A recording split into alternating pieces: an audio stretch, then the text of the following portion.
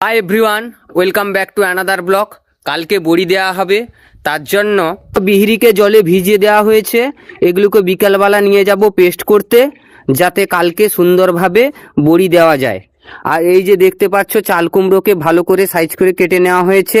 এগুলোকে মিক্সিতে পেস্ট করে নেওয়া হবে এবং এর থেকে রসটাকে বের করে দেওয়া হবে। তারপর চাল কুমড়োর পেস্টকে বিহরির সঙ্গে ভালো করে মিশিয়ে নিতে হবে, যাতে বড়ির টেস্টটা সুন্দরভাবে আসে।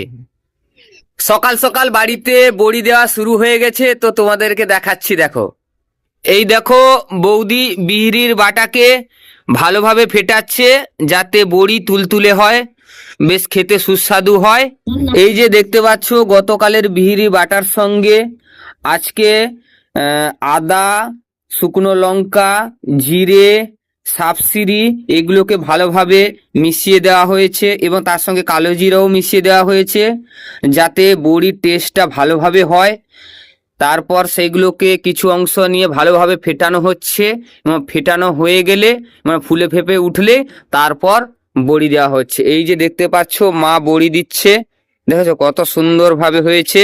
আর বড়িটা বেশ বড় বড় হয়েছে এবং খেতেও বেশ মুচমুচে লাগবে। দেখেছো, এটা হচ্ছে সম্পূর্ণ গ্রাম্য পদ্ধতিতে এটা দেওয়া হচ্ছে। এটা দোকানের বড়ির থেকে সম্পূর্ণ আলাদা, যা খেতেও আলাদা হবে।